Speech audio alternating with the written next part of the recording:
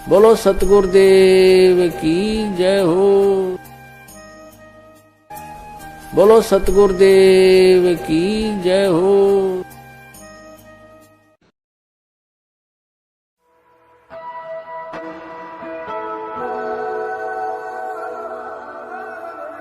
यदा यदा हि धर्मस्य ग्लानिर्भवति भारत अभ्युत्थानम् अधर्मस्य तदात्मानं सृजाम्यहम्।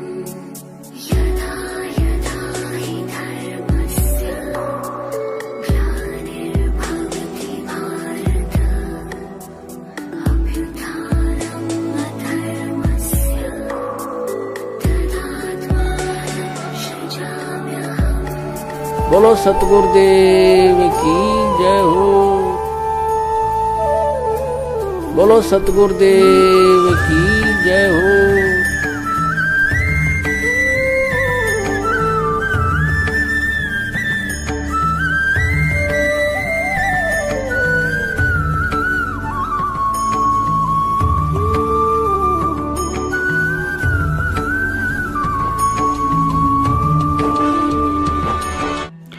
बंदी छोड़ सतगुरु रामपाल जी महाराज जी की जय हो। परमात्मा की सभी प्यारी आत्माओं को पवनदास का सत्साहेब। पुण्यात्माओं, एक समय सतलोक आश्रम बरवाला में सतगुरु रामपाल जी महाराज जी ने एक भगत की शंका का समाधान करते हुए कहा था कि बेटा, अभी भक्तों के घर बहुत दूर हैं। मतलब आप जिन्हें मेरा बेटा बेटी भाई बंधु रिश्तेदार और सारनामी भगत समझ रहे हैं, ये भगत नहीं बल्कि कचरा हैं, जिन्हें साफ करने में मुझे कितना समय और संघर्ष करना पड़ रहा है मैं ही जानता हूँ। मेरी ज्ञान आधारी आत्माएं तो अभी शरण में आना बाकी हैं। फिर मुझे उन्हें समझाने के लिए नहीं बल्कि वे आत्माएं स्वयं दुनिया को समझाने के लिए संघर्ष किया करेंगी। और इसमें कोई संशय नहीं है कि 2014 बरवाला कांड के बाद जो आत्माएं सतगुरु रामपाल जी महाराज जी के ज्ञान और इस बरवाला कांड को समझकर तथा फर्जी नामदान केंद्रों से नाम दीक्षा लेकर गुरु गद्दार सतलोक आश्रम मैनेजमेंट की गुलामी नहीं बल्कि हिसार जेल में बैठे सतगुरु को अंतर्यामी परमात्मा मानते हुए संकल्प लेकर विश्वास के साथ घर में 3 समय की आरती, देसी घी का दीपक और मर्यादाओं में रहकर सत्संग सुनकर 5 यज्ञ कर रही हैं, क्योंकि उन्हें पता है कि बिना मजबूत भक्ति संस्कार और आत्मा के निर्मल हुए बिना नाम से जुड़ना जल्दबाजी होती है। अतः गुरुजी के जेल से आने तक ये 5 यज्ञ करते रहने से भक्ति रूपी खेत साफ हो जाएगा और जेल से बाहर आते ही परमात्मा अपनी आत्मा के उस साफ सुथरे भक्ति रूपी खेत में नाम रूपी बीज डालेंगे तो फसल अच्छे से पैदा होगी। पुण्यात्माओं, सन 1994 से 2014 तक एक संत की भूमिका में सतगुरु रामपाल जी महाराज जी को 26 वर्षों तक इतना लंबा संघर्ष अपने भक्तों के बीच केवल यह साबित करने में ही लग गया कि कबीर इज गॉड, अर्थात कबीर जी ही परमात्मा है, भगवान है। और इसमें रति भर भी संशय नहीं है कि आज हम भक्तों ने उनके अटल प्रयासों से यह तो हृदय से स्वीकार कर लिया है कि वास्तव में कबीर जी ही परमात्मा है। लेकिन ये बात आज हम में से 90% भगत भी अपनी अंतरात्मा से स्वीकार करने को कतई तैयार नहीं है कि वह कबीर परमात्मा आज स्वयं सतगुरु रामपाल जी महाराज जी ही हैं। और जब तक हम अपनी अंतरात्मा से इस बात को स्वीकार नहीं कर लेंगे कि हमारा सतगुरु कोई साधारण संत या मानुष नहीं बल्कि साक्षात कबीर है और इस पृथ्वी पर जन्म लेकर नहीं बल्कि प्रकट होकर आया है, तब तक उन्हें ऐसे ही दुखी करते रहेंगे। पुण्यात्माओं, सतगुरु रामपाल जी महाराज जी के आशीर्वाद से आज आप जो वीडियो देखने जा रहे हैं, इसे उस समय देखना जब आप अकेले हों या शांत वातावरण में हों, क्योंकि यह वीडियो यदि आपके समझ में आ गया तो आपके साथ वो घटना घटने वाली है जिसको अंजाम देने के लिए परमात्मा को यहाँ कभी सत सुकृत रूप में, कभी मुनिंद्र रूप में, कभी करुणामय रूप में, कभी कबीर रूप में, तो कभी सतगुरु रामपाल जी महाराज जी के रूप में रह रहकर आना पड़ता है। सतगुरु रामपाल जी महाराज जी ने काल सृष्टि की शुरुआत से लेकर आज तक हम जीव आत्माओं के रह रहकर परमात्मा की शरण में आने के बाद भी यहाँ से मुक्त होकर सतलोक ना पहुँच पाने के पीछे का मुख्य कारण यही बताया कि यह काल भगवान हमें परमात्मा को परमात्मा स्वीकार करने नहीं देता है। कारण चाहे तीनों गुणों के प्रभाव का हो, अज्ञानता का हो या शिक्षा के अभाव का रहा हो।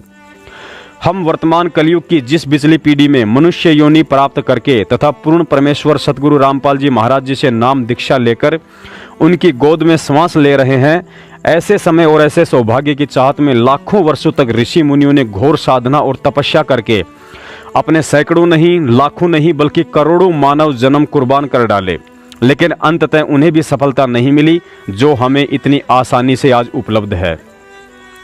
और इतनी आसानी से उस परमात्मा का हमें मिल जाना ही हमारी सबसे बड़ी कमजोरी है, क्योंकि आसानी से उपलब्ध वस्तु को लोग कम ही तवज्जो दिया करते हैं।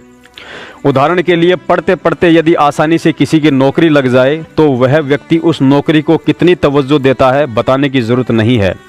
और वही नौकरी यदि किसी ऐसे व्यक्ति को मिल जाए जो उसके लिए 10 वर्षों से काफ़ी प्रयासरत हो और जिसकी नौकरी प्राप्ति की आयु सीमा समाप्त होने वाली हो, आगे आप समझदार हो, बताने की जरूरत नहीं है। पुण्यात्माओं, भक्ति मार्ग में गुरु और गोविंद यही वो दो शब्द हैं जिनको ना समझ पाने के कारण हम युगों युगों से काल जाल में ही फंसते आ रहे हैं। और जिन महापुरुषों ने इन दोनों शब्दों के अर्थ को पहचानकर भक्ति की है, आज तक केवल उन्हीं का मोक्ष हो पाया है। गुरु जब हमें ज्ञान देता है तो अपने आप को गोविंद अर्थात भगवान से थोड़ा अलग दर्शाता है और कहता है कि गुरु तो केवल आपको परमात्मा तक पहुंचाने वाला एक एजेंट अर्थात मीडिया होता है। लेकिन दूसरी तरफ हमें गुरु गोविंद के उस भेद को मिटाने के लिए अपनी वाणियों के माध्यम से सैकड़ों उदाहरण भी देता है कि गुरु गोविंद दो नहीं भाई, और दो समझे वो दो जग जाई अर्थात नरक में जाही। लेकिन गुरु के उन गूढ़ संकेतों को और ज्ञान को आधार बनाकर कोई बिरले जन ही होते हैं जो मन क्रम वचन से अपने गुरु को साक्षात परमात्मा समझकर यहाँ से मुक्त हो पाते हैं। और इसमें कोई संशय नहीं है कि आज आप और हम वही आत्माएं हैं जो आज तक गुरु को केवल ज्ञान और भक्ति देकर भगवान तक पहुंचाने वाला एक एजेंट ही मानते आए हैं। लेकिन वो भयंकर गलती जो हम युगों युगों से करते आए हैं आज नहीं करेंगे, क्योंकि आज हमें ज्ञान नहीं बल्कि तत्व ज्ञान मिला है और तत्व ज्ञान केवल सतगुरु बनकर स्वयं परमात्मा ही देता है। आज हमें गुरु नहीं बल्कि सतगुरु मिला है और सतगुरु की भूमिका भी केवल स्वयं परमात्मा ही करता है। अब उस ब्लाइंड फेथ की स्थिति पर आपको लाने के लिए बहुत समय लगेगा दास को, लेकिन एक दिन आप पर हो जाएगा जब सारे प्रमाण आपके रूबरू होंगे कि हु इज गॉड, परमात्मा कौन है और कैसे मिलता है। इस साधना से जो दास दे रहा है वो किन किन को भगवान मिला है, और जिन्होंने वो भगवान मिला है तो उन्होंने उसका वर्णन क्या किया है, कैसा बताया है। तो वही साधना जिन महापुरुषों ने जिस साधना के करने से परमात्मा मिले हों और वो आपके रूबरू कर दिया, क्योंकि आप स्वयं नहीं पढ़ सकते अध्यात्म लिटरेचर को, उसके लिए टीचर की आवश्यकता होती है सिलेबस को पढ़ाने के लिए। तो हमारा अध्यात्म का जो टीचर सिलेबस है ये पवित्र ग्रंथ हैं सभी धर्मों के, पवित्र बाइबल, पवित्र कुरान शरीफ, पवित्र गुरु ग्रंथ साहिब जी, पवित्र कुरान, पवित्र वेद, पवित्र श्रीमद् भगवद गीता जी। तो ये हमारे अध्यात्म मार्ग के एक सिलेबस है, पाठ्यक्रम है। और पाठ्यक्रम को गुरु यानी टीचर जान सकता है। आपको बताया कि गुरु कौन है, गुरु भगवान हो सकता है, दूसरा गुरु हो ही नहीं सकता। क्योंकि गुरु सारी सतगुरु कहो, गुरु कहो, सतगुरु इसलिए कहना पड़ गया कि नकली गुरु नहीं होगे, नहीं तो गुरु शब्द पर्याप्त है। गुरु माने रास्ता दिखाने वाला, सच्चा रास्ता दिखाने वाला। लेकिन झूठे गुरु हो गए इसलिए सतगुरु की आवश्यकता पड़ेगी। तो सतगुरु कहो और उसको गुरु कहो, परमात्मा ही आते हैं और वो ही गुरु हो सकते हैं, और गुरु है ही नहीं। बाकी पुण्यात्माओं, दास कोई वक्ता या प्रवक्ता नहीं है, आपकी तरह ही दो कौड़ी का जीव हूँ। दास केवल अपने उस अधिकार का प्रयोग करते हुए दो शब्द बोल पा रहा है जिसकी छूट हमें परमात्मा ने दी है, और वह छूट है साध संगति करने की। आज सतगुरुदेव जी की गैर मौजूदगी और उनके अज्ञातवास से आश्रम में आने तक हमें साध संगति का भरपूर फायदा उठाते हुए इस गुरु गोविंद में से गोविंद शब्द को जड़ से ही समाप्त कर देना है। क्योंकि जब गोविंद स्वयं गुरु का रूप बनाकर आया हुआ है तो भला हमें गोविंद से क्या लेना। क्योंकि परमात्मा कहते हैं, कबीर 7 दीप 9 खंड में गुरु से बड़ा ना कोई, करता करे ना कर सके, गुरु करे सो होय। एक और वाणी में बताया कि कबीर गुरु बड़े हैं गोविंद से, मन में देख विचार, हरि सुमरे सो रह गए और गुरु भजे हुए पार। इस तत्व ज्ञान को आधार बनाकर जब तक हम लोग मन क्रम वचन से गुरु में परमात्मा के दर्शन नहीं कर लेंगे, तब तक चाहे लाख वर्ष तक भक्ति कर लें और कितनी ही मर्यादा में रह लें, स्वर्ग से ऊपर की यात्रा नहीं कर सकते। परम पूज्य सतगुरु रामपाल जी महाराज जी ने जिन विकट परिस्थितियों को झेलकर 26 साल तक हमें जो अनमोल सत्संग सुनाए हैं, सैकड़ों कथाएं, वाणियां और तरह तरह के उदाहरण देकर समझाने की कोशिश की है, उनके इस अकथनीय प्रयास का एक ही निष्कर्ष निकलता है कि गरीब निर्गुण सरगुण एक है, दूजा ब्रह्म विकार, निर्गुण साहिब आप हैं और सरगुण संत विचार। अर्थात उन्होंने समझाया कि निर्गुण और सरगुण के भ्रम में पड़कर लोगों ने गुरु और परमात्मा को अलग अलग समझ लिया है, लेकिन निर्गुण रूप में सतलोक के अंदर बैठा वह कबीर परमात्मा स्वयं ही गुरु रूप में सरगुण बनकर यहाँ ज्ञान देने के उद्देश्य से प्रकट होता है। अर्थात निर्गुण और सरगुण दोनों अवस्थाओं में स्वयं परमात्मा ही होता है। परमात्मा कबीर साहिब जी ने आदरणीय गरीबदास जी महाराज जी के माध्यम से 250 साल पहले जिस पवित्र ग्रंथ साहिब की रचना करवाई थी, उस रचना के पीछे उनका मकसद आज हम पिछली पीढ़ी में उत्पन्न आत्माओं को गुरु शब्द में छिपे गोविंद की पहचान करवाना ही था। गरीबदास जी महाराज जी ने एक वाणी में बताया है कि गरीब अलल पंख अनुराग है, सुन मंडल रहे थीर, दास गरीब उधारिया, मोहे सतगुरु मिले कबीर। अर्थात आदरणीय गरीबदास जी को जब स्वयं कबीर परमात्मा एक साधु के रूप में छुड़ानी गांव की बणी में मिले थे, उस समय तक गरीबदास जी महाराज परमात्मा को केवल एक संत ही समझ रहे थे, लेकिन जब संत रूप में उन्हें प्रथम नाम देकर परमात्मा कबीर साहिब जी सतलोक ले जाकर अपनी वास्तविक स्थिति से परिचित करवा कर लाए, तो उसके बाद गरीबदास जी महाराज ने यह वाणी कही थी कि गरीब अलल पंख अनुराग है, सुन मंडल रहे थीर, दास गरीब उधारिया, मोहे सतगुरु मिले कबीर। अर्थात मैं जिन्हें एक साधारण साधु समझ रहा था, वह तो सतगुरु रूप में स्वयं कबीर परमात्मा ही मुझे आकर मिला था।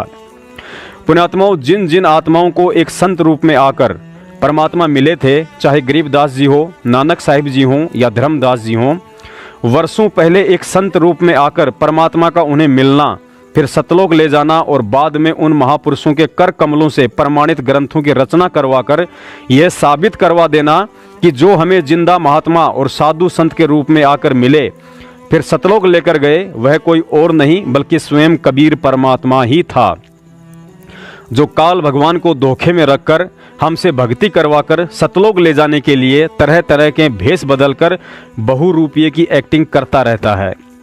पुण्यात्माओं, अब आगे आपको कुछ ऐसे अकाट्य उदाहरण दिए जाएंगे जो ये सिद्ध कर देंगे कि सतगुरु रामपाल जी महाराज स्वयं पूर्ण परमेश्वर कबीर साहिब हैं, जो 8 सितंबर 1951 के दिन जन्म लेकर नहीं बल्कि प्रकट होकर इस पृथ्वी पर उतरे हैं।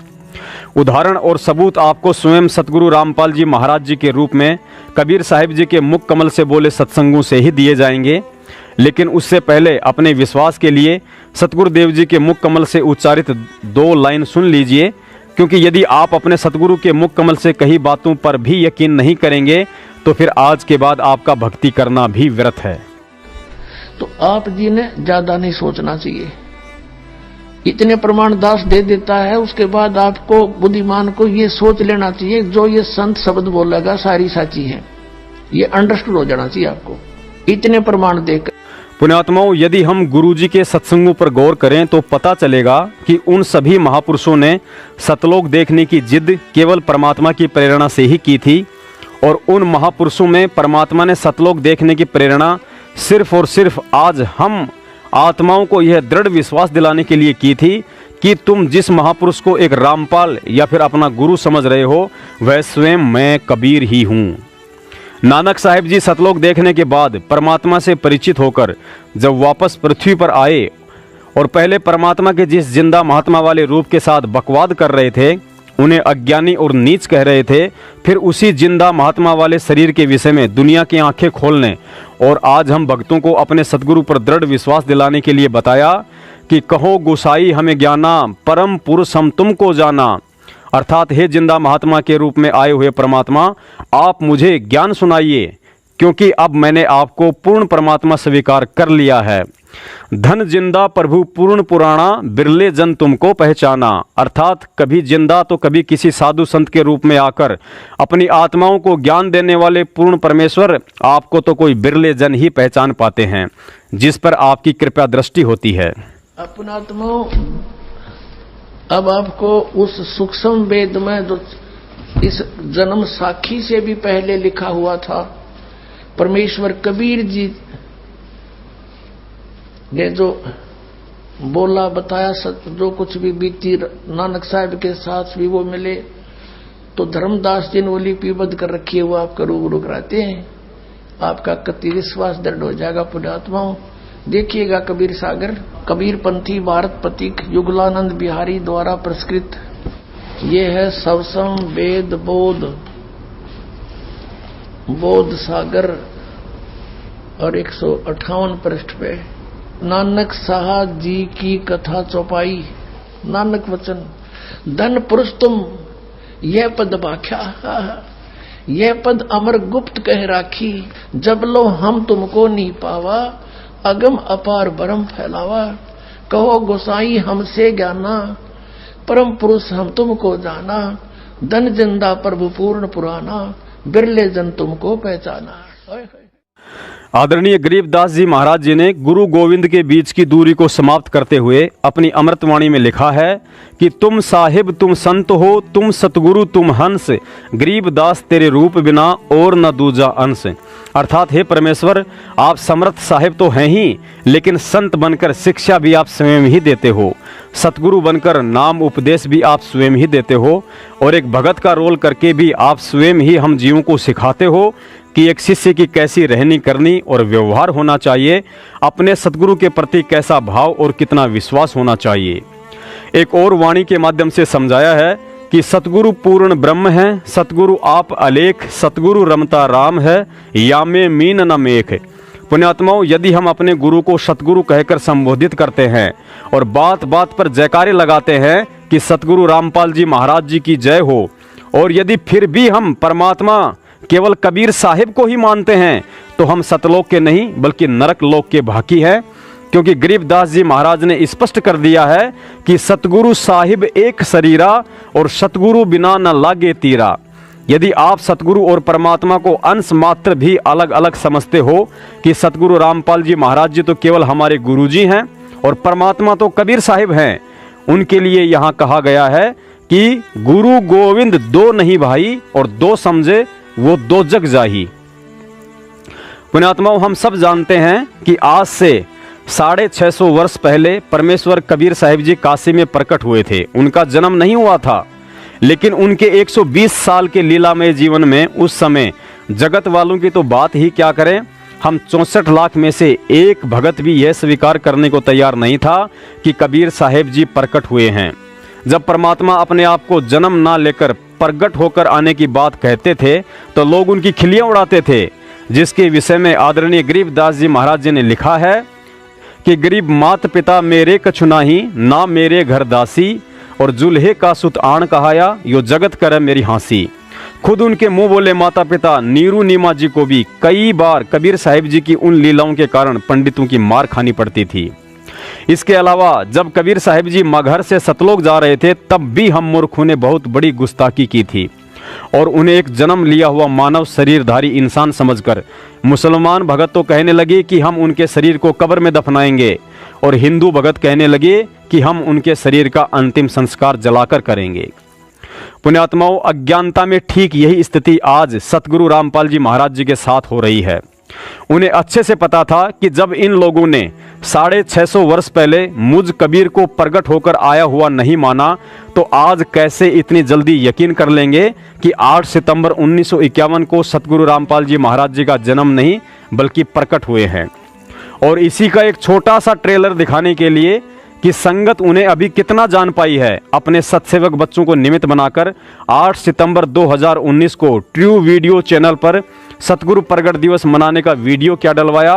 अच्छे अच्छे भक्तों ने अपने बयान देकर उन्हें परमात्मा के पद से रिजेक्ट कर दिया कि गुरु जी का तो माँ के गर्भ से जन्म हुआ है, वे प्रकट नहीं हुए हैं। पुण्यात्माओं, परमात्मा की वाणी है, ना सतगुरु जननी जण्या जाके माना बाप, पिंड ब्रह्मण से रहित हैं ना वहां तीनों ताप। यह दास आप सभी भक्तों से निवेदन करता है, इस वाणी के अनुसार यदि आप सतगुरु रामपाल जी महाराज जी को सतगुरु कहकर बोलते हैं तो उन्हें प्रकट हुआ ही मानना पड़ेगा, और यदि आप सतगुरु रामपाल जी महाराज जी को प्रकट हुआ नहीं मानते हैं तो भले आज ही ये भक्ति त्याग दीजिए, क्योंकि गुरु को मानो समझने वाले इंसान कभी पार नहीं होते हैं। क्योंकि परमात्मा कहते हैं, गुरु मानुष कर जानते ते नर कहिए अंध, और दुखी संसार में फिर आग गए यम के फंद।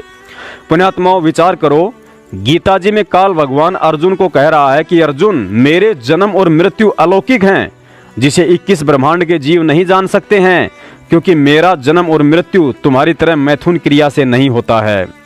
पुण्यात्माओं, जिस 21 ब्रह्मांड के स्वामी के अलौकिक जन्म और मृत्यु को आज तक कोई नहीं बता पाया था, लेकिन आज उसके जन्म और मृत्यु का सारा भेद जिस महापुरुष सतगुरु रामपाल जी महाराज जी ने दुनिया के सामने खोलकर रख दिया है, तो भला हम मूर्ख प्राणी उस सतगुरु रामपाल जी महाराज जी के अलौकिक जन्म को कैसे जान सकते हैं, और कैसे अपनी गंदी जुबान से 8 सितंबर को घर घर में मनाए जा रहे सतगुरु प्रकट दिवस का विरोध करते हुए कह रहे हैं कि गुरुजी का तो माँ के गर्भ से जन्म हुआ है।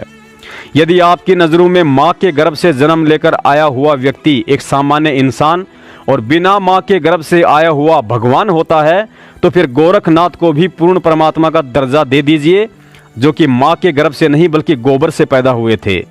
फिर सुखदेव ऋषि और उन 9 नाथ 84 सिद्धों को भी पूर्ण परमात्मा मानकर पूजने लग जाइए, जो किसी माँ के गर्भ से जन्म लेकर नहीं बल्कि ब्रह्मा विष्णु महेश द्वारा त्रिगुणी प्रभाव रोकने के बाद अपनी सिद्धि शक्ति से प्रकट हुए थे। फिर तो भगवान रामचंद्र जी के गुरु वशिष्ठ मुनि जी द्वारा अपनी शब्द शक्ति से बिना माँ के गर्भ से पैदा किए कुश को भी पूर्ण परमात्मा मानकर उनकी पूजा शुरू कर दीजिए। पुण्यात्माओं, सतगुरु रामपाल जी महाराज स्वयं कबीर परमात्मा हैं और 8 सितंबर 1951 के दिन गांव धनाना, जिला सोनीपत, हरियाणा में प्रकट हुए हैं, जिसका जीता जागता प्रमाण है जय गुरुदेव पंथ के प्रवर्तक तुलसीदास जी की दिव्य दृष्टि, जिसको सतगुरु रामपाल जी महाराज जी ने स्वयं अपने मुख कमल से कहकर हम मूर्खों को समझाने की कोशिश की है। इस सत्संग में तुलसीदास जी की तरफ से स्वयं अपने सतगुरुदेव जी कह रहे हैं कि वह महापुरुष एक छोटे से गांव में प्रकट हो चुका है। पुण्यात्माओं, यह सत्संग वाला प्रमाण सुनकर स्वयं ही निर्णय कर लेना, यदि सतगुरु रामपाल जी महाराज जी 8 सितंबर 1951 में प्रकट नहीं हुए होते तो अपने मुख से इस प्रकट शब्द का अपने लिए कभी भी प्रयोग नहीं करते, लेकिन उन्होंने हम मूर्खों को समझाने के लिए स्पष्ट संकेत कर दिया है कि वह महापुरुष एक छोटे से गांव में प्रकट हो चुका है।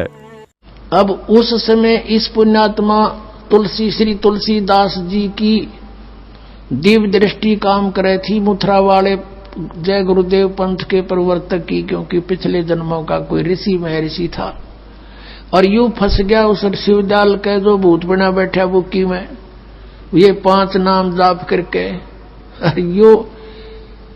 अब इसका उस समय इसकी दिव्य दृष्टि काम करे थी, इसने उसको नो समझ माई को ना कि यूं के सांग है। तो ये पिछले पुण्य कर्मों से ये क्या होता है कि ये दिव्य दृष्टि सब जगह सब समय काम नहीं करती, कि इसका बहुत इस तरह की कोई भविष्य या भूत की बताता है, उस व्यक्ति की पुण्य कमाई बहुत नष्ट होती है। वैसे नहीं ऑन करनी पड़ती है उसको, ये वो सारा कुछ सिस्टम सेट करना पड़ा, जैसे कंप्यूटर सेट करा करे। तो उस समय इसका ये ओके था प्रोग्राम, इसकी दृष्टि काम करे थी, तो इसने साफ बता दी भाई वो एक छोटे से गांव में प्रकट हो चुका है। बोलो सतगुरुदेव।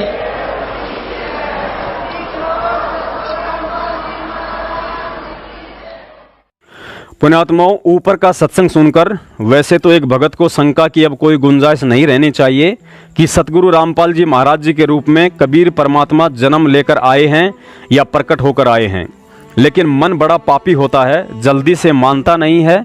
तो चलिए आपके विश्वास को दृढ़ करने के लिए कि आपका सतगुरु स्वयं समर्थ कबीर है, कुछ और प्रमाण देते हैं। जब कबीर साहिब ने धर्मदास जी को सतलोक दिखाकर नीचे छोड़ा तो धर्मदास बड़ा चिंतित हुआ और कहने लगा कि परमात्मा, आज इस दुनिया में कितनी आग लगी पड़ी है आपको सतलोक में देखने से पहले जब मैंने आपके जिंदा महात्मा वाले रूप के साथ कितना वाद विवाद किया, अभद्रता की। आप कह रहे थे कि मैं परमात्मा हूँ और मैं मन ही मन आपको ढोंगी, पाखंडी और झूठा कह रहा था। फिर आने वाले 600 साल बाद दुनिया वाले कैसे आपको एक साधारण से संत वाले शरीर को परमात्मा के रूप में स्वीकार करेंगे। पुण्यात्माओं, इस सत्संग के माध्यम से सतगुरुदेव जी ने धर्मदास जी की नहीं बल्कि आप और हमारी शंका के समाधान के लिए अंत में एक गहरी बात कही है। जब आप इस सत्संग को सुनेंगे तो अंत में गुरु जी कहते हैं कि धर्मदास, उस समय सब के सब कबीर परमात्मा की शरण गहेंगे। फिर तुरंत ही कह दिया कि मेरी शरण में आ जाएंगे।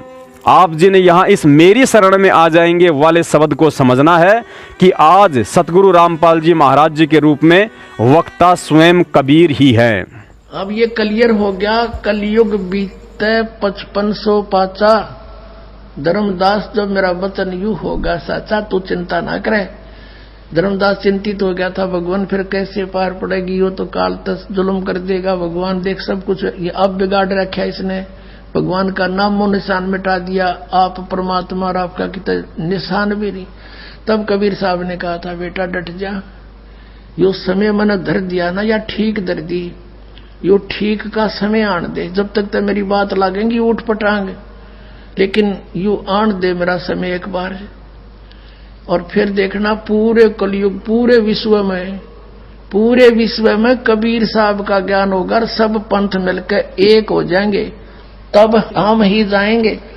अपने आत्माओं, क्या कहा मालिक ने, गहराई से समझना कि जब तक मैंने यू बताया ना समय 5500 वर्ष बीतेंगे, और उस समय एक और दर रखा है तिथि बार, उसमें तब तक ते सारे संसार में आग लग रही होगी। कपट, चातुरी, खेचा ताणी, माया की दौड़, और मेरा यो वचन भी निराधार महसूस होगा।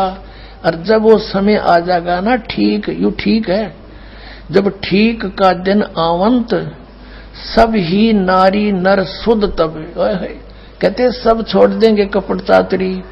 फिर यह आपस में लड़ाई, खेचा ताणी है, माया की दौड़, भाई ने भाई देख के प्रसन्न नहीं, बहन भाई का झगड़ा, इस माया के ऊपर कपट से बात करते हैं छल से। कहते तब तक तैयार नौकी न चलेगी कपट चातरी, तब लो। और सब संवेद निर्धार, जब तक ये दिन ठीक का नहीं आओगा, तब तक ये सारे नए कपट चातरी कर्म बिगाड़े जाएंगे अपने। और फिर जब ठीक का दिन आवंत, सब नर नारी शुद्ध, और कपट चातरी छोड़ शरण कबीर गहंत, के सब कबीर साहब की शरण गहेंगे, मेरी शरण में आ जाएंगे। पुण्यात्माओं, कहते हैं ज्ञानी को इशारा और तत्वज्ञानी का तो मत ही न्यारा। अर्थात तत्वज्ञानी भगत तो इशारे से पहले ही समझ जाता है कि उसका सतगुरु उसे क्या समझाना चाहता है। गुरु जी ने अपनी स्वयं की वास्तविक स्थिति और स्वरूप की पहचान करवाने के लिए हम भक्तों को धर्मदास जी और कबीर साहिब जी की वार्ता का एक और प्रकरण सुनाया कि धर्मदास जी, जब कलयुग 5500 वर्ष बीत जाएगा और ठीक का समय आएगा, उस वक्त कलयुग में सब एक हों, बरते सहज सुभाए, कहाँ उग्र कहाँ शुद्र हों, हर एक सबकी भवभीर, और सो समान समदृष्टि, समर्थ सत्य कबीर। कि धर्मदास जी, जब कलयुग 5500 वर्ष बीत जाएगा, उस समय परमात्मा के वचन से सबकी बिगड़ी हुई सोच ठीक होगी और उस पंथ का संचालक स्वयं समर्थ सत्य कबीर होगा।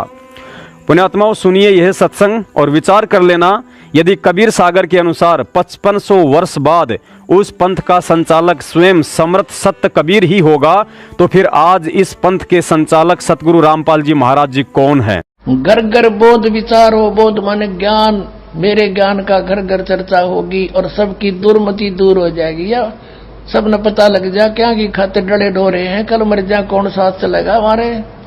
इस ज्ञान से सब अपने आप सेट हो जाएंगे। बेटा धर्मदास, चिंता ना करे, तू आन दो ठीक वाला समय, और कलयुग में सब एक हो जाएंगे, सब एक हो जाएंगे और बरते सहज स्वभाव, सबसे प्यार से रहा करेंगे, आपस में सतयुग जैसा माहौल बन जाएगा। और कहा उग्र का शूद्र हो, उग्र मानिए डाकू चोर हत्यारे, कहते चाहे कोई भी किसाई भी हो, हर एक सब की भवभीर, यानी सब एक हो जाएंगे, कत्ती संसार में अलग नहीं रहेंगे। और 100 समान समदृष्टि समरथ सत कबीर, कहते वो कौन होगा? 100 समान समदृष्टि है, वो सबके ऊपर एक दृष्टि रखेगा, वो है समरथ सत कबीर। बोलो सतगुरुदेव।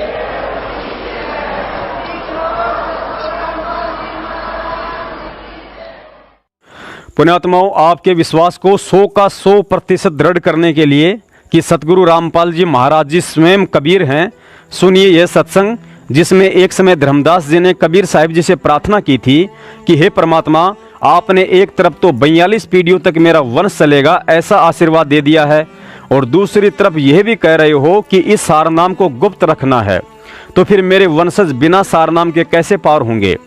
धर्मदास जी की बेचैनी को देखकर परमात्मा ने कहा कि बेटा धर्मदास, चिंता मत कर, मैं केवल यह सच्चाई तुझे ही बता रहा हूं कि 12वें पंथ में आगे चलकर मैं स्वयं ही आऊंगा और तेरी 42 पीढ़ी तो क्या पूरे विश्व को पार करूंगा। साथ ही गुरुजी ने सत्संग में यह भी संकेत दे दिया कि काल के आगे परमात्मा ने थोड़ा सा भेद रखना था कि 12वें पंथ में मेरा अंश आएगा, जबकि आए स्वयं कबीर ही हैं। कि चौथा युग जब कलयुग आई, तब हम अपना अंश पठाई। काल बंद छूटे नर लोई, सकल सृष्टि परवानिक होई। घर घर देखो बोध विचारा, सतनाम सब ठोर उचारा। 5505 तब ये वचन मेरा होगा साचा। कलयुग बीत जावे जब एता, सभी प्राणी परम पुरुष पद चेता। तो परमात्मा ने कहा था कि चौथा युग जब कलयुग आवेगा, तब हम अपना एक दास भेजेंगे। अब वहां काल के सामने परमात्मा ने कहा कि हम अपना दास भेजेंगे। और कबीर वाणी चैप्टर में परमात्मा ने धर्मदास जी से, जब धर्मदास जी घने चिंतित हो गए थे कि हे परमात्मा, आपने सतनाम और सारनाम गुप्त रख दिया और इसके बिना मोक्ष नहीं हो सकता। आपने मुझ किंकर के ऊपर दया करी दास पे, और 42 वंश भी पीढ़ी बख्श दी, मेरी वंश चलेगा। तो हे परमात्मा, सारनाम और सतनाम बिना पार नहीं हो सकते, तो मेरे बच्चे कैसे पार होंगे? ऐसे कलेजा पकड़ के बैठ गया। परमात्मा ने सोचा भाई ये घना दुखी हो गया। तो परमेश्वर ने कहा कि सुन ले, काल ने क्या कहा था? 12 पंथ करूं मैं साजा, नाम तुम्हारा ले करूं आवाजा। 12 पंथ नाम जो लेगी, हमरे मुख में आन समोही। जाओ जोग जीत संसारा, जीवन माने कहा तुम्हारा। जीव तुम्हारा कहा न माने, हमारी ओढ़ हो बाद बखाने। अब इतना समय नहीं रहा, मैं वो सारे प्रमाण आज नहीं दिखा पाऊंगा आपको कि 12 पंथ कौन कौन से हैं। तो 12 पंथ, 12वां पंथ गरीबदास पंथ बताया है, लिखा कवि सागर में।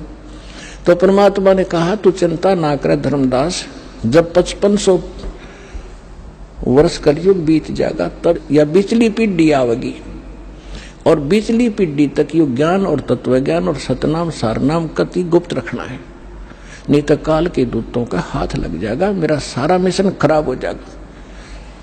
तो परमात्मा ने देखा कि ये बिल्कुल चिंतित हो गया घना।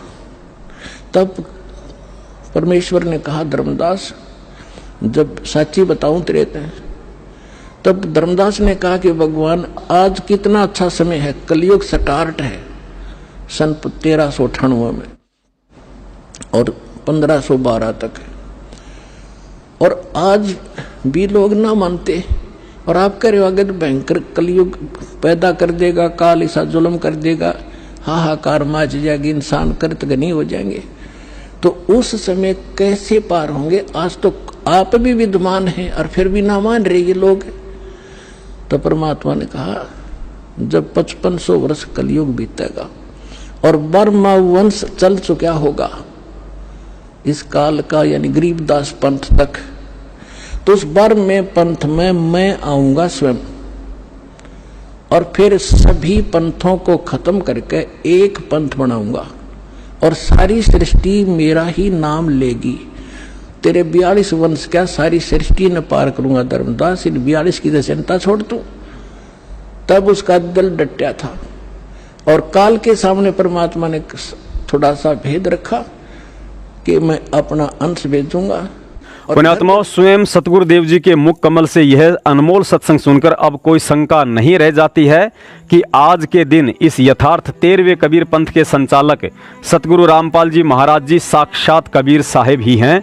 दूसरा कारण यह भी है कि अपने द्वारा रची गई सृष्टि की सही सही जानकारी केवल वह परमात्मा स्वयं ही दे सकता है, अन्य कोई भी व्यक्ति उसे बताने में सक्षम नहीं होता है। इसके अलावा और भी सैकड़ों की संख्या में ऐसे ठोस प्रमाण हैं जो ये साबित करते हैं कि कलयुग की इस बिचली पीढ़ी के कबीर केवल सतगुरु रामपाल जी महाराज जी ही हैं। भारतीय संस्कृति में माता पिता का स्थान सर्वोपरि बताया जाता है। माता पिता को बच्चे का प्रथम गुरु भी कहा गया है। 21 ब्रह्मांड में जितने भी संत, महंत, मंडलेश्वर और शंकराचार्य हैं, सभी ने माता पिता के आशीर्वाद को ही अपनी सफलता का श्रेय दिया है, क्योंकि ये सब के सब जीव हैं और माता पिता से ही उत्पन्न होते हैं। लेकिन परमेश्वर कबीर साहिब जी का भक्ति मार्ग 21 ब्रह्मांड के स्वामी और उसके अधीन शंकराचार्यों की सोच और विधान के एकदम विपरीत है, क्योंकि परमात्मा पर वही वाणी फिर से चरितार्थ होती है कि ना सतगुरु जननी जण्या जाके माना बाप, पिंड ब्रह्मंड से रहित हैं वहां ना तीनों ताप। कबीर साहिब जी के बाद आज इस पृथ्वी पर सतगुरु रामपाल जी महाराज जी ही ऐसे पहले सतगुरु हैं जिनके माता पिता जमीन पर लेटकर उनके चरणों में दंडवत प्रणाम करके आशीर्वाद लिया करते थे। अर्थात स्वयं कबीर साहिब जी के अलावा अपने माता पिता को आशीर्वाद देने की हिम्मत 21 ब्रह्मांड का स्वामी हो या उसका कोई बड़े से बड़ा संत हो कदापि नहीं कर सकता है। पुण्यात्माओं, कुछ भगत भाई बहनों को शंका है कि चलिए मान लेते हैं सतगुरु रामपाल जी महाराज स्वयं कबीर परमात्मा हैं और 8 सितंबर 1951 में प्रकट हुए हैं, तो फिर उन्होंने शादी करके स्त्री भोग क्यों किया? क्योंकि स्त्री भोग करने वाले को कबीर नहीं कहा जा सकता है। पुण्यात्माओं, तत्व ज्ञान लेने के बाद भी हमारी सबसे बड़ी कमजोरी यही रहती है कि हम एक सामान्य इंसान की सोच और चरम दृष्टि से हटकर पर्दे के पीछे के रहस्य को जानने की कोशिश नहीं करते हैं। धर्मदास जी को कबीर साहिब कहते थे कि धर्मदास जी, मेरा शरीर आप लोगों की तरह पंच भौतिक तत्वों से बना हुआ नहीं है, मैं विदेही हूँ। तब धर्मदास जी ने कहा कि हे परमात्मा, मुझे दिखे देही और आप खुद को कहो विदेही, अर्थात मुझे तो आपका मेरी तरह शरीर दिखाई दे रहा है और आप कह रहे हो कि मैं विदेही हूँ। तब परमात्मा ने कहा कि धर्मदास, यही समझाने के लिए तत्व ज्ञान देने की जरूरत पड़ती है। ठीक इसी प्रकार भगत होकर भी जिन लोगों को लगता है कि सतगुरु रामपाल जी महाराज जी तो हमारी तरह एक इंसान है जो खाना भी खाते हैं, जिन्होंने स्त्री भोग भी किया है, फिर परमात्मा कैसे हो गया? पुण्यात्माओं, देखिए कबीर सागर का सरलार्थ, जिसके पेज नंबर 70 और 71 पर इसका भी परमात्मा ने समाधान निकाल कर रखा हुआ है, क्योंकि परमेश्वर को पता था कि काल इतनी आसानी से मेरे भक्तों को यह सत्य स्वीकार करने नहीं देगा कि तुम्हारा गुरु स्वयं कबीर है। गुरुजी ने बताया कि श्री कृष्ण जी की 8 पत्नियां थीं और 16,000 उन औरतों को भी अपनी पत्नी रूप में रखा हुआ था जिनको एक राजा के साथ युद्ध में जीतकर छीना था। इसके अलावा कुछ गोपियां भी शामिल थी। एक समय उन गोपियों ने श्री कृष्ण जी से एक इच्छा व्यक्त करी कि हम दुर्वासा ऋषि को भोजन करवाकर साधु भोज का पुण्य प्राप्त करना चाहती हैं, लेकिन समस्या यह है कि दुर्वासा ऋषि जमुना नदी के उस पार रहते हैं।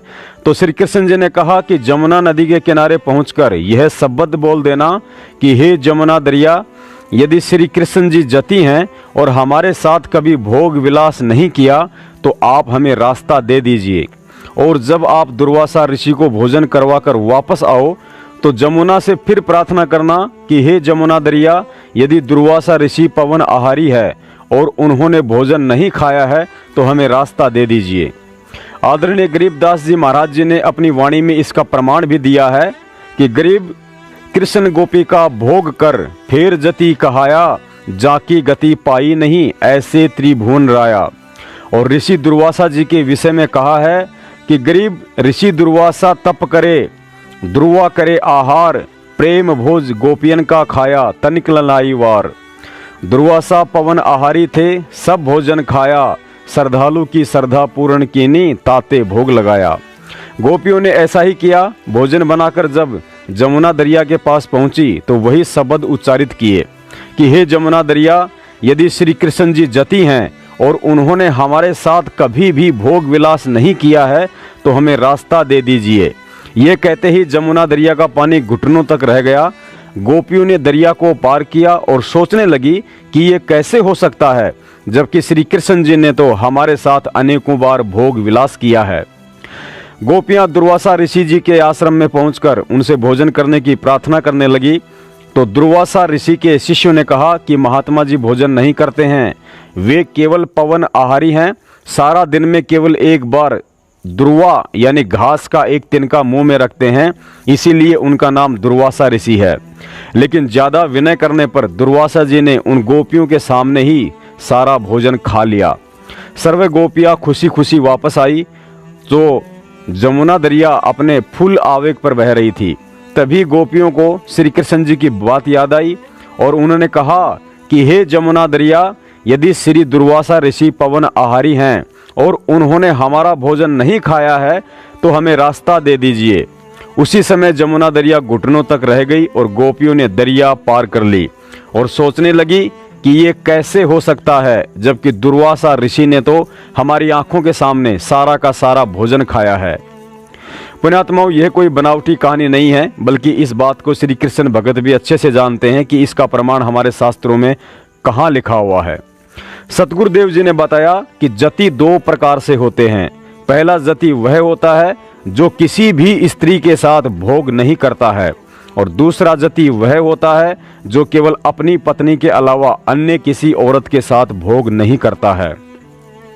तो पुण्यात्माओं, इस तत्व ज्ञान आधार से विचार करो, जब श्री कृष्ण जी 16,000 औरतों का भोग करने के बाद भी जति कहला सकते हैं, जिसकी साक्षी स्वयं जमुना दरिया थी, और दुर्वासा ऋषि जो गोपियों के सामने सारा भोजन खाकर भी पवन आहारी कहलाए, जिसकी साक्षी भी स्वयं जमुना दरिया बनी थी, तो हमारे सतगुरु रामपाल जी महाराज जी तो ज्ञान और समर्थता में श्री कृष्ण जी और दुर्वासा जी से करोड़ों गुना अधिक समर्थ हैं। फिर वे शादी करके भी जति और भोजन करके भी पवन आहारी क्यों नहीं हो सकते हैं। पुण्यात्माओं, तत्व ज्ञान वाली आंखें प्राप्त करके यदि आज भी हम हाथ आए भगवान को ना पहचान कर धोखा खा जाएंगे, तो धिक्कार है हमारे भगत होने पर। फिर हमसे तो वह सूरदास लाख गुना अच्छा था, जिसने अंधा होने के बावजूद भी अपने अंतःकरण वाली आंखों से भगवान को पहचान लिया था। पुण्यात्मा एक अंधा था और बड़ा भक्त था।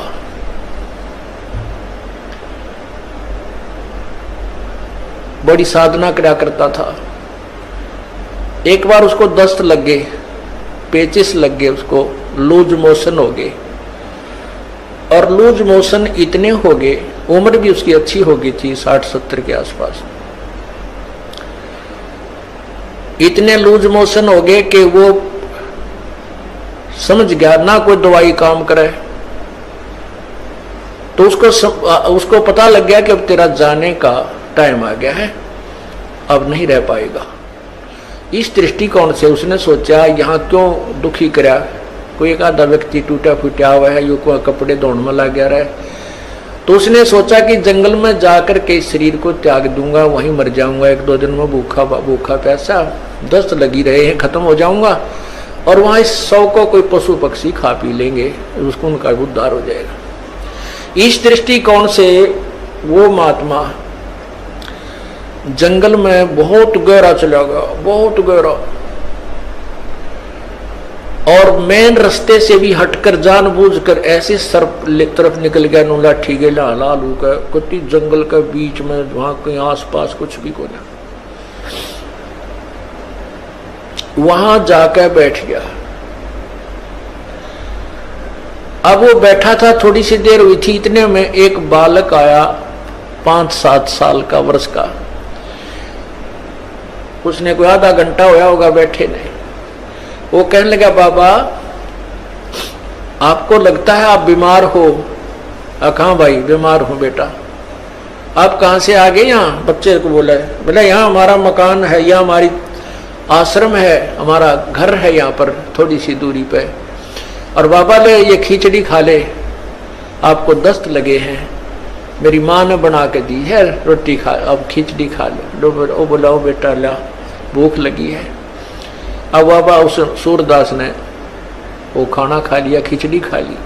वो खिचड़ी खाते ना दस्त रहे और पेट भी भर गया। तो उसने शुक्र मनाया, परमात्मा बड़ी दया करी आपने, हे परमात्मा आप यहां भी साथ है। देख कितना छोटा आदमी को यहीं पर आपके बच्चों ने मेरी सेवा कर दी।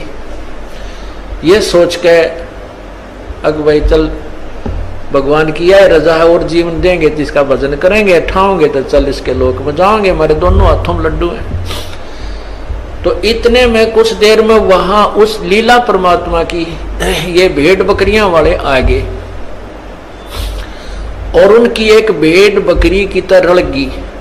उसने ढूंढते ढूंढते उस घोर जंगल में पहुंच गए। वो बाबा जी लौट रहे वहां पर। वो कहने लगे महात्मा तू यहां कैसे आ गया? वो बोला भाई आ गया, मैं ऐसे ऐसे बीमार था और यहाँ एक भगवान आत्मा का घर है, उसने बिरहनी की ऐसी दया करी, कोई खिचड़ी सी बना कर दी, मैं ठीक हो गया, मेरे दस्त लाग रहे थे। वो गडरिये जो थे वो उसके मुंह का ना देखे महात्मा उस सूरदास के मुंह की तरफ कि क्या कह रहे हो, यहाँ कौन है, किसका घर है। और उसके पास क्या था, वो जो प्लेट लाया था, थाली जिसमें खिचड़ी लाया था डाल के, जब उस महात्मा ने वह खिचड़ी खा ली, वो आवाज लगा रहा था बेटा अपनी यह थाली ले जा, बेटा थाली ले जा। उधर से वो गडरिये आगे, जब वो रट लगा रहा था तो गडरिये बोले बाबा किसको आवाज लगा रहा तू?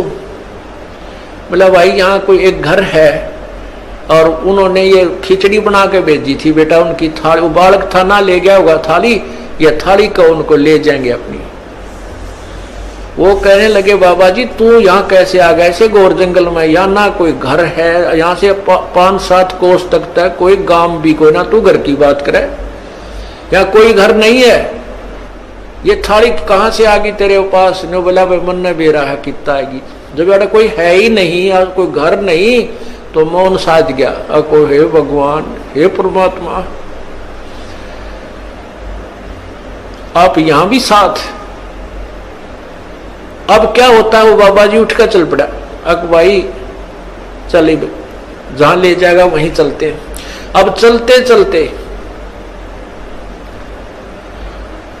वो जा रहा था कि आगे एकदम गड्ढा था, वो गड्ढा ऐसे स्टाइल में था जय वो स्पीड उसकी इतनी थी बाबा जी की कि वो लाठी थोड़ी टेका था, कदम गणे दर था। इसी उमंग सी हो रही थी को हे भगवान आज मेरा जीवन दान कर दिया भगवान, इस उमंग में चल रहा था। तो ज्यों ही वो गड्ढे में गिरने को हुआ तभी एक व्यक्ति ने उसका हाथ पकड़ के और उल्टा ले लिया। ने बोला बाबा आगे इतना जबरदस्त गड्ढा है, तुम गिर के मर जाता, वापस हो ले, ये रास्ता ठीक नहीं। तो उस संत ने उसके बचाने वाले का पैर पकड़ लिया, नो का नो नीचे एकदम पैरा में गट गया।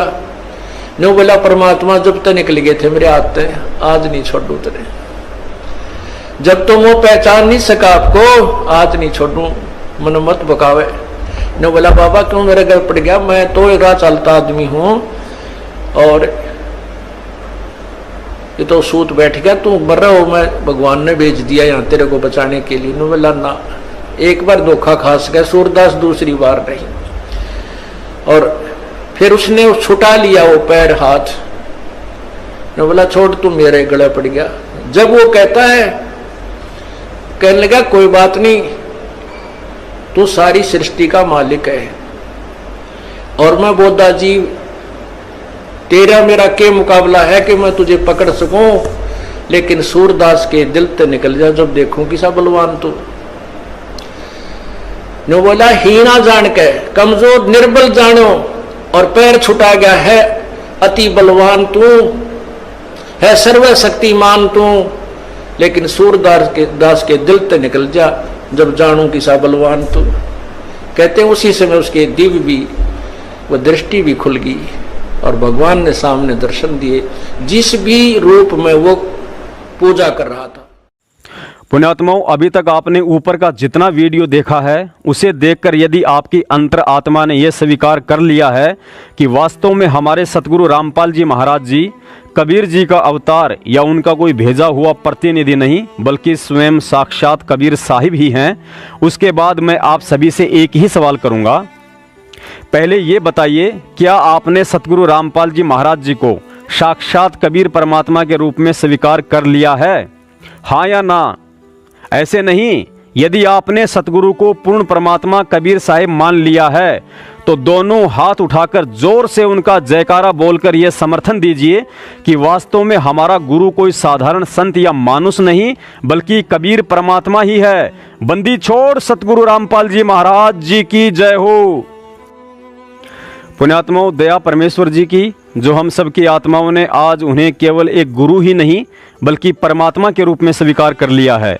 और आप भक्तों से मेरा सवाल है, यदि आपने अपने सतगुरु को कबीर जी मान लिया है कि कबीर जी कोई और नहीं बल्कि मेरे स्वामी सतगुरु रामपाल जी महाराज जी के रूप में 8 सितंबर 1951 के दिन प्रकट होकर पूरी दुनिया को तत्व ज्ञान देकर भक्ति की ओर अग्रसर कर रहा है, तो फिर मेरा सवाल यही है कि हर साल जून के महीने में लाखों की संख्या में रोहतक और जबलपुर में आप लोग कौन से कबीर का प्रगट दिवस मनाते हो? उस कबीर साहिब का जो आज से 622 वर्ष पहले काशी में प्रकट हुआ था, या उस कबीर साहिब का जो 8 सितंबर 1951 को हरियाणा में पुनः प्रकट होकर दुनिया को तत्व ज्ञान दे रहा है? बताइए बताइए भाई साहब, खामोश क्यों हो गए? यदि आप हर साल रोहतक और जबलपुर में या कहीं भी इकट्ठे होकर 622 साल पहले वाले कबीर साहिब का प्रगट दिवस मनाते हैं तो इसका सीधा सा मतलब है कि आपने अभी तक अपने सतगुरु को एक संत और परमात्मा केवल 622 साल पहले वाले कबीर जी को ही मान रखा है, इसीलिए तो आप उनका प्रगट दिवस मनाते हैं। और यदि आपने अपने सतगुरु को अपनी अंतरात्मा से कबीर साहिब स्वीकार कर लिया है तो फिर हर साल 8 सितंबर के दिन वर्तमान के कबीर सतगुरु रामपाल जी महाराज जी का प्रगट दिवस ना मनाकर काशी वाले कबीर साहब का प्रगट दिवस क्यों मनाते हैं? क्या आप भक्तों की दृष्टि में कबीर साहिब भी दो हैं? पुण्यात्माओं, यही वो भेद और ज्ञान है जिसको समझाने के लिए परमात्मा ने भिन्न भिन्न रूप धारण करके यहाँ संघर्ष करना पड़ता है, लोगों का भला बुरा सुनना पड़ता है, जेल में बंद होकर यातनाएं सहन करनी पड़ती है, क्योंकि हम वक्त गुरु को परमात्मा नहीं मानते हैं और वक्त गुरु को परमात्मा माने बिना हम लाख जन्म भी सतलोक नहीं जा सकते हैं। पुण्यात्माओं, गुरु जी बार बार अपने सत्संगों में कहते हैं कि बच्चों, ये कोई डूम भाट के गीत नहीं बल्कि पूर्ण परमात्मा का दिया हुआ ज्ञान है। और इस ज्ञान को आधार बनाकर आज हमने स्वयं ही इस निष्कर्ष पर पहुंचना पड़ेगा कि पूर्ण परमात्मा जब सतयुग में सत्सुकृत नाम से आए तो सत्सुकृत वाले रूप को त्रेता युग में ना ही तो माना गया और ना ही मनाया गया, क्योंकि त्रेता युग में परमात्मा मुनिंद्र जी के रूप में आए थे। ठीक इसी प्रकार पूर्ण परमात्मा जब त्रेता युग में मुनिंद्र ऋषि के रूप में आए तो द्वापर युग में उनके मुनिंद्र वाले रूप को ना ही तो माना गया और ना ही मनाया गया। ठीक इसी प्रकार जब परमात्मा द्वापर युग में करुणामय ऋषि के रूप में आए तो 650 साल पहले कलयुग में उनके करुणामय ऋषि वाले रूप को ना ही तो माना गया और ना ही मनाया गया। ठीक इसी प्रकार वह परमात्मा 650 साल पहले कलयुग की प्रथम पीढ़ी में कबीर साहिब के रूप में आए थे, तो फिर आज 1997 के बाद कलयुग की इस पिछली पीढ़ी में 650 साल पहले वाले कबीर को क्यों माना और मनाया जा रहा है? जबकि आपको इस बात का अच्छे से पता है कि इस समय वह परमात्मा सतयुग, त्रेता, द्वापर और कलयुग की तरह अपने रूप का रूपांतरण करते हुए सतगुरु रामपाल जी महाराज जी के स्वरूप में साक्षात हमारी आंखों के सामने विद्यमान है। और यदि उनके साक्षात सामने होते हुए भी यदि हम उनके काशी वाले स्वरूप का ही हर साल मेला लगाकर प्रगट दिवस मनाते रहेंगे तो वह कितना सुखी और कितना दुखी होगा, अपनी सोच और ज्ञान का मूल्यांकन आप जी स्वयं ही कर लेना। पुण्यात्माओं, तत्व ज्ञान का इतना खजाना लुटाने के बाद वह सतगुरु कभी कहेगा नहीं कि मैं कबीर हूँ, और इस ज्ञान से हम उन्हें कबीर ना मानकर जब तक 650 साल पहले वाले कबीर जी का ही प्रगट दिवस मनाते रहेंगे तब तक हम नादान वर्तमान के कबीर सतगुरु रामपाल जी महाराज जी को यूं ही दुखी करते रहेंगे। उदाहरण के लिए, एक महिला का अपने पति से किसी कारणवश तलाक हो जाता है और वह किसी अन्य पुरुष से दूसरी शादी कर लेती है। अब यहाँ विचार करें, किसी दूसरे पुरुष से शादी हो जाने के बाद भी यदि वो महिला अपने पहले वाले पति का वर्तमान पति के सामने जन्मदिन मनाती है तो खुद ही विचार करना कि उसका वर्तमान पति उसकी इस क्रिया से दुखी होगा या खुश होगा। और क्या ऐसी औरत को पतिव्रता औरत का दर्जा दिया जा सकता है? बिल्कुल नहीं। हम सब जानते हैं कि हमारी गलती के कारण 650 साल पहले हमारे पति परमेश्वर ने हमें अपने से अलग कर दिया था, अर्थात तलाक दे दिया था। और अर्जुन सर्जुन के माध्यम से यह भी संकेत दे दिया था कि बच्चों, तुमने अपनी नादानी के चलते मेरे अंदर दोष देख लिया है, अतः अब तुम मेरे इस कबीर वाले शरीर से मोक्ष प्राप्त नहीं कर सकते हो। क्योंकि रहीमन धागा प्रेम का मत तोड़ो चटकाए, और टूटे से फिर ना जुड़े, जुड़े तो गांठ पड़ जाए। पुण्यात्माओं, विचार करो, जब हमें 650 साल पहले कबीर जी का वह शरीर पार नहीं कर पाया तो आज 650 साल के बाद कैसे पार कर देगा? और यदि पार नहीं कर सकता है तो फिर उस शरीर का प्रगट दिवस क्यों मनाना? और यदि फिर भी कोई मनाता है तो उससे बढ़कर मूर्ख प्राणी और कौन होगा? यहाँ कुछ भगत भाई अपनी शंका व्यक्त कर सकते हैं कि यदि ऐसी बात थी तो फिर गुरुजी आश्रम में कबीर प्रगट दिवस क्यों मनाते थे? भाइयों और बहनों, इसका भी एक गहरा राज है। संत रामपाल जी महाराज जी अपने आप को तो अचानक से कबीर परमात्मा घोषित कर नहीं सकते, और कर दिया तो उन्हें कोई परमात्मा मानेगा भी नहीं। इसलिए हम आत्माओं को पतिव्रता पद वाली भक्ति करवाने के लिए कबीर जी को परमात्मा साबित करना अति आवश्यक था। क्योंकि कबीर जी को परमात्मा साबित किए बिना 3 लोक के प्रधान ब्रह्मा विष्णु महेश और अन्य देवी देवताओं से हमारी कभी भी आस्था नहीं हट सकती थी। क्योंकि इनसे हमारी आस्था तभी हट सकती थी जब हमें शास्त्रों से कोई यह प्रमाणित कर दे कि इनसे ऊपर भी कोई परमात्मा है, भगवान है। और जब तक ये पूरी तरह से साबित नहीं हो जाता है तब तक कबीर प्रगट दिवस मनाना आप उनकी मजबूरी समझिए या जरूरी समझिए, ये आपके विवेक पर निर्भर करता है। लेकिन आज इतना तत्व ज्ञान देकर उन्होंने केवल कबीर जी को परमात्मा ही नहीं बल्कि यह भी साबित कर दिया कि वह कबीर जो सबका मालिक है वह कोई और नहीं बल्कि मैं स्वयं ही हूँ। और इतना साबित करने के बाद भी यदि आज हम उनके भगत ही उन्हें कबीर मानने को तैयार नहीं हैं तो फिर उन्हें हर साल तब तक यह कबीर प्रगट दिवस मनाने होंगे जब तक हम भगत लोग उन्हें कबीर साहब मानकर 8 सितंबर को सतगुरु दिवस नहीं मनाएंगे। पुण्यात्माओं, जब तक ठीक का समय नहीं आता है तब तक भक्ति मार्ग के रहस्यों को गुप्त ही रखा जाता है। क्योंकि परमेश्वर को पता है कि हम 21 ब्रह्मांड के जीवों की बुद्धि का कितना स्तर है। यदि समय से पहले बता भी दिया जाए तो हम उन यथार्थ बातों पर यकीन नहीं करेंगे, और उन यथार्थ बातों पर यकीन किए बिना हम गुरु को परमात्मा भी स्वीकार नहीं कर सकते, और बिना गुरु को परमात्मा स्वीकार किए हम इस काल के फंद से मुक्त नहीं हो सकते हैं। कहने का मतलब है हम उस दिन मोक्ष के अधिकारी और एक भगत कहलाने के लायक बनते हैं जिस दिन हम अपने गुरु को हृदय से पूर्ण परमेश्वर स्वीकार कर लेते हैं और गुरु के प्रति किसी भी तरह की कोई शंका की गुंजाइश नहीं रह जाती है।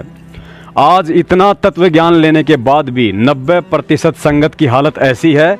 यदि हमें हरियाणा का कोई व्यक्ति ट्रेन में मिल जाए और ज्ञान चर्चा करते करते कह दे कि भाई तू किस रामपाल ने भगवान बतावस है, मैं उसने अच्छे से जानू सूँ, उसी के गांव का सूँ, क्यों ज़बरदस्ती उसने भगवान बनाने लाग रहा से, रोज़ बीड़ी के सट्टे मारा करता मेरे साथ, कदे कदे तो दारू भी पी लिया करता था। बस इतना सुनते ही हमारे मन में खलबली शुरू हो जाती है कि यह व्यक्ति सही कह रहा है या गलत, गुरुजी के गांव का है, झूठ क्यों बोलेगा। कहने का मतलब है गुरुजी ने हमें 26 साल तक दिन रात एक करके जिस ज्ञान और भगवान को प्रमाणित करके दिखाया, हमारे साथ सैकड़ों चमत्कार किए, ऐसे ऐसे आत्मिक, आर्थिक और आध्यात्मिक सुख दिए जो भगवान के अलावा अन्यत्र कहीं से मिल ही नहीं सकते। कहने का मतलब है उस महापुरुष के उन सभी उपकारों को नज़रअंदाज करके हम एक ऐसे भक्तिहीन ऐरे गहरे व्यक्ति की बात को सत्य मानकर मन को शंकाओं से भर लेते हैं जिसको हम जानते तक नहीं, जबकि गुरुजी ने अपने सत्संगों में सब स्पष्ट कर रखा है कि दास क्या है।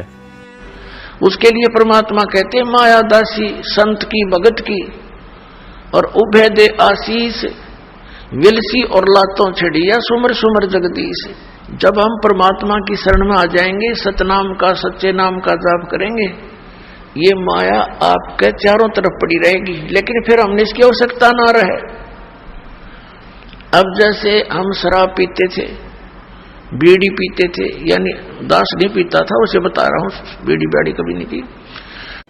पुण्यात्माओं, यह कबीर साहिब जी का अद्वितीय आध्यात्मिक मार्ग है।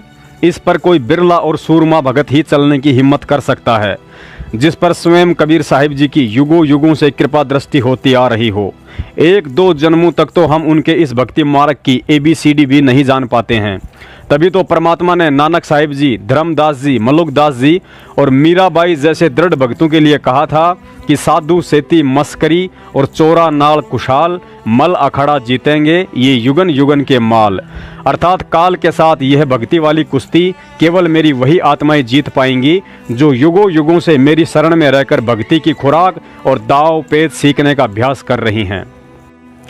और पुण्यात्माओं, 100% सत्य मान लेना, यदि आज के बाद आप अपने स्वामी सतगुरु रामपाल जी महाराज जी को वर्तमान का कबीर ना मानकर, यदि 650 साल पहले वाले कबीर को ही परमात्मा समझकर अगली बार 2020 में या निकट भविष्य में कभी भी उनका प्रगट दिवस मनाते हैं, तो वे युगों युगों से भक्ति की खीर खाने वाली आत्माएं आप तो बिल्कुल भी नहीं हो सकती हैं। और सतलोक जाने की बात तो दूर, आप कभी सौपन में भी उस अमरलोक के दर्शन नहीं कर सकते। कुछ भगत कहते हैं, यदि ऐसी बात है तो फिर संत रामपाल जी महाराज जी ने अपने गुरु स्वामी राम देवानंद जी महाराज का सतगुरु दिवस क्यों नहीं मनाया।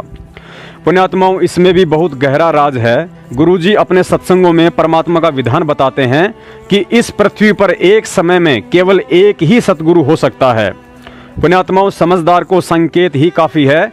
यदि स्वामी राम देवानंद जी महाराज पूर्ण परमेश्वर या पूर्ण सतगुरु होते तो शरीर में रहते सहते सन 1992 में वे संत रामपाल जी महाराज जी को दूसरा सतगुरु बनाकर सत्संग करने और सन 1994 में नामदान देने का आदेश कभी नहीं दे सकते थे, क्योंकि परमेश्वर के अपने अटल विधान अनुसार एक समय में इस पृथ्वी पर 2 नहीं बल्कि एक ही सतगुरु हो सकता है, और वह सतगुरु केवल संत रामपाल जी महाराज जी हैं। इस आध्यात्मिक मार्ग में स्वामी राम देवानंद जी महाराज जी का योगदान केवल इतना ही था कि पूर्ण परमेश्वर सतगुरु रामपाल जी महाराज जी ने गुरु शिष्य परंपरा को बनाए रखने और दुनिया की नज़रों में केवल अपने मुंह बोले गुरु की भूमिका निभाने के लिए ही उन्हें चुना था।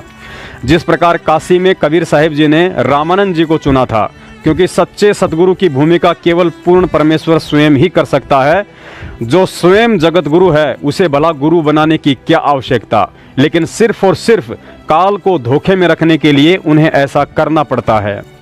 पुण्यात्माओं, यदि आपको स्वामी राम देवानंद जी महाराज और सतगुरु रामपाल जी महाराज जी के बीच की दूरी और आपसी संबंध समझ में आ गए हों, तो अब एक और कटु सत्य है जिसको स्वीकार करने में आपको ज़्यादा दिक्कत नहीं आनी चाहिए। और वह कटु सत्य ये है कि सतगुरु रामपाल जी महाराज जी को सार शब्द का दान या ज्ञान ना ही तो उनके मुंह बोले गुरु स्वामी राम देवानंद जी महाराज जी ने दिया था, और ना ही 1997 में कबीर साहिब जी ने आकर बोध कराया था। यह सार शब्द तो 8 सितंबर 1951 में वे स्वयं लेकर प्रकट हुए थे। और इतना ही नहीं, स्वयं सतगुरु रामपाल जी महाराज जी ने अपने मुंह बोले गुरु स्वामी राम देवानंद जी महाराज को सार सबर देकर उन्हें पार भी किया था।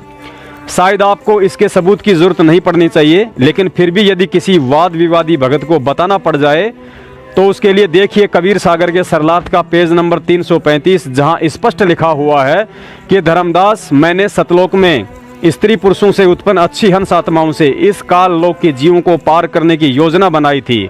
तुम वह 8वीं बूंद हो, लेकिन तुम सबको काल ने ठग लिया। अब इस संसार में मेरी 9वीं बूंद यानी नौतम सुरती आपकी तरह ही माता पिता की बूंद से ही संसार में आएगा। वह मेरा निज वचन होगा जो सार शब्द लेकर जन्मेगा, और उससे नाम दीक्षा लेने वाले जीव को काल बलि रोक नहीं पाएगा। पुण्यात्माओं, यहाँ आपको यह बात पढ़कर थोड़ी शंका हो सकती है कि इस पेज पर तो यह भी लिखा हुआ है कि वह मेरा निज वचन होगा जो माता पिता की बूंद से जन्म लेगा।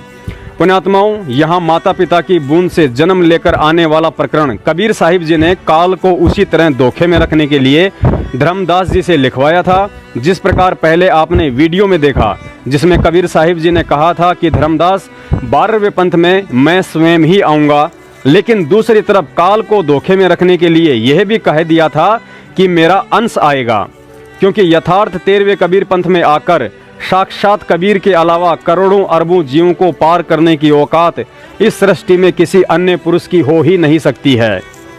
पुण्यात्माओं, बताने के लिए तो अभी और बहुत सारे रहस्य हैं, लेकिन जब ठीक का समय आएगा और पूर्ण परमेश्वर सतगुरु रामपाल जी महाराज जी प्रेरणा करते रहेंगे तो दास आप सभी भाई बहनों की सेवा में समय समय पर हाजिर होता रहेगा। कुल मिलाकर इस 1 घंटे के वीडियो का निष्कर्ष यही निकलता है कि आज के बाद हमें हर साल 8 सितंबर को सतगुरु प्रगट दिवस के अलावा अन्य कोई भी दिवस नहीं मनाना है, चाहे वह कबीर प्रगट दिवस हो या फिर सतलोक आश्रम मैनेजमेंट हरियाणा के द्वारा मनाया जाने वाला काला दिवस हो। और यदि कोई मनाता है तो ना ही हमें उससे किसी तरह का कोई सहयोग करना है और ना ही उसमें जाना है, वरना हम इस दुनिया के सबसे बड़े कृतघ्नी जीव होंगे। और कृतघ्नी जीव के विषय में परमात्मा कहते हैं कि कृतघ्नी भूले नर लोई, जा घट निश्चय नाम ना होई। अर्थात जो व्यक्ति या भगत अपने गुरु के उपकारों को भुला दे या किसी दूसरे का गुणगान करे उसे कृतघ्नी जीव कहा जाता है। ऐसे जीव का नाम सदा सदा के लिए समाप्त हो जाता है।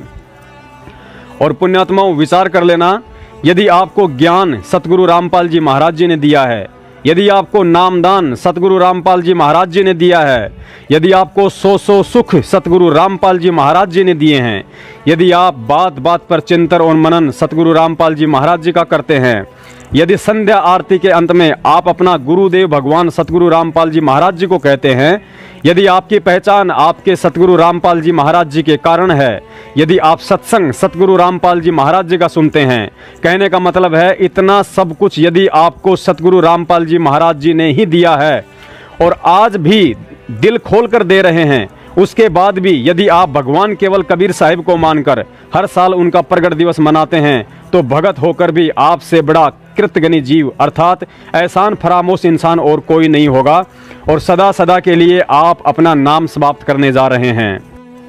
अंत में आप सभी सत्सेवक भाई बहनों से दास की यही प्रार्थना है कि इस वीडियो को अगले साल 8 सितंबर 2020 तक फेसबुक, व्हाट्सएप और यूट्यूब पर इतना शेयर करें कि प्रत्येक भगत तक संदेश पहुंच जाए और अगले वर्ष इस पवित्र सतगुरु प्रगट दिवस को मनाने वालों की संख्या लाखों में हो जाए।